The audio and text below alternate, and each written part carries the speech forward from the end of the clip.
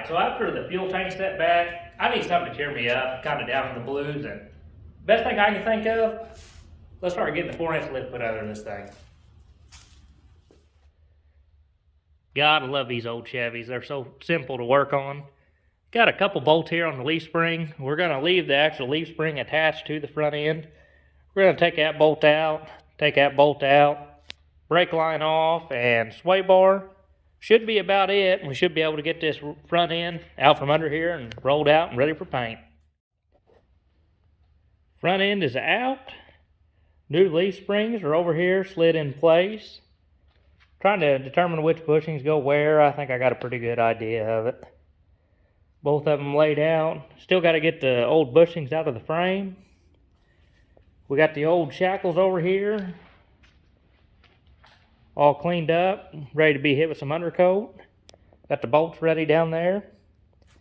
So we're going to try to get these old bushings out, put the new bushings in the frame, get some paint on them, and be ready to put some leaf springs on this truck.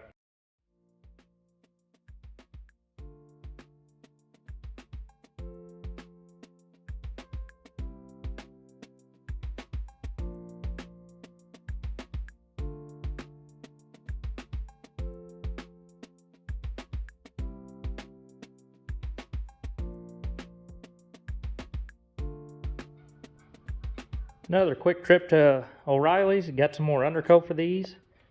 Looking pretty good. Got the bolts covered too. Them's getting ready to be dried up and ready to be put back on. We did have a little problem with our brake line here.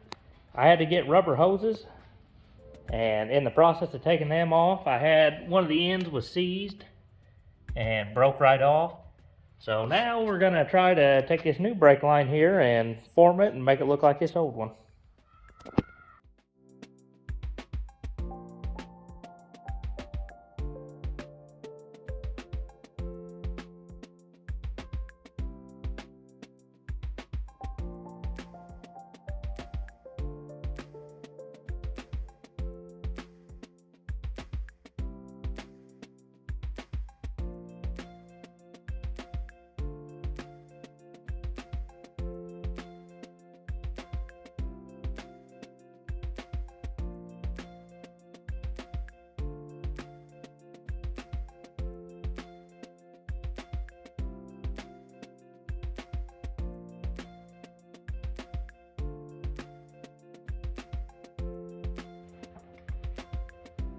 Next day here, guys, we got our shackles painted up. We got our old bushings out of the frame. So today, we're going to try to get them shackles and new leaf springs hung, and we're going to get that front end out and try to wash it up and see if we can't get it undercoated.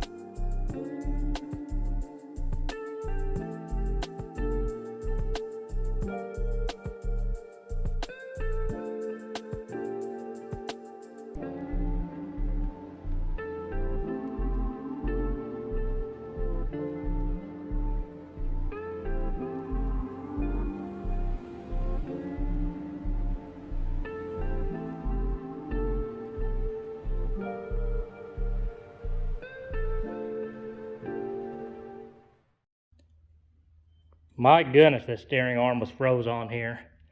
I have no idea how a person would do this with this still on the truck. It took a sledgehammer and a chisel right in there beating on it to get it broke free. I finally got a little bit of a gap, as you can see. So now that it's moving, I should be able to work it back and forth, but I guess that's what 40 years of rust will do for you. So let's see if we can get this thing off here.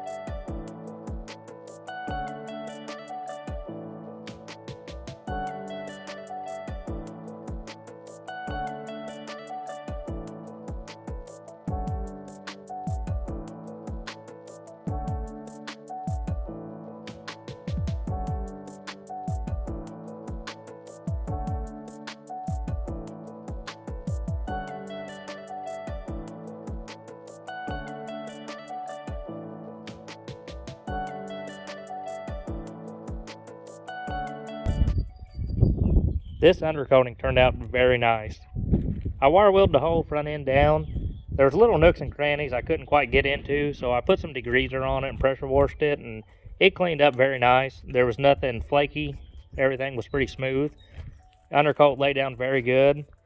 I didn't hit the calipers because this truck's been sitting for 10 years, and I got a sneaking suspicion that they're probably not going to be very good. Taped up the threads there for the steering shaft. Didn't want to get undercoat on it. Same thing with the steering dampener. But all in all, that's looking very nice. Got some other miscellaneous parts. There's the sway bar brackets painted. Sway bar there, undercoated. So while these things are tacking up, I think I'm going to clean up my mess, and hopefully we can get this front end put in this evening.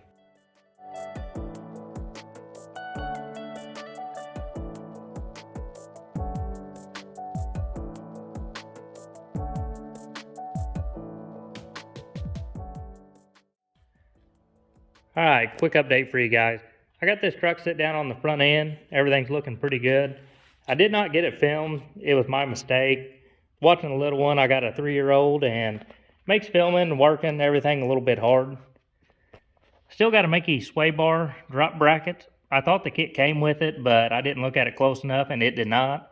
Shouldn't be too bad, just a little bit of fabricating. Just got to get everything bolted down and find out how much of a drop I got between that, what size I'm going to need. Everything went pretty smooth. All the hardware's still loose. We did have a little hiccup back here with this hanger.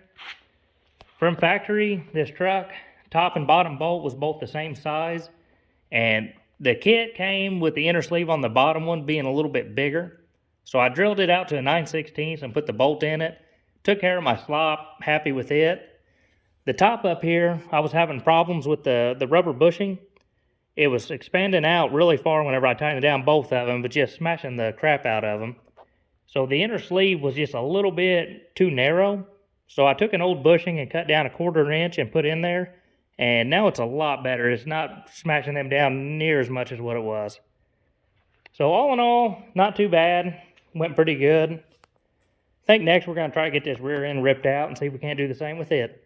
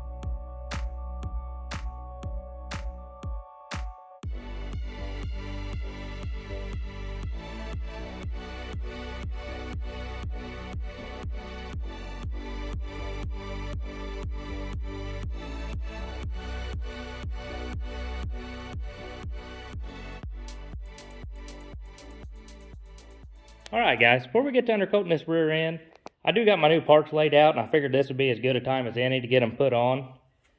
Everything else is cleaned up and ready to go.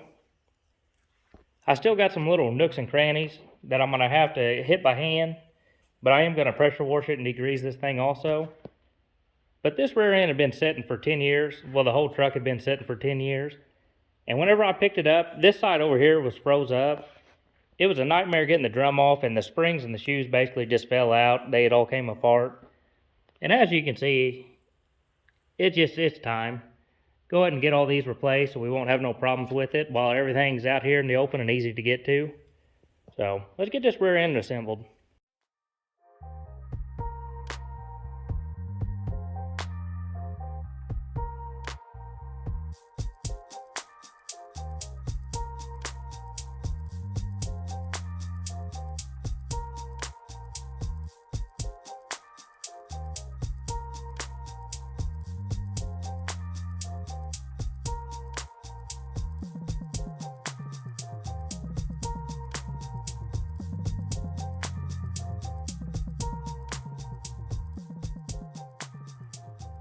I got this driver's side all tore down now, and it was seized on there pretty good, about like how the other side was.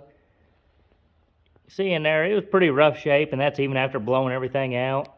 Had one axle stud break, which ain't no big deal. We'll get that pushed out of there tonight and get a new one tomorrow. You can see it had several extra springs come loose with this. The plan was to use this side as a template, so I could put all the springs and shoes on this side, which is stripped bare. But with everything coming apart, we'll just have to figure it out. So let's get back at it.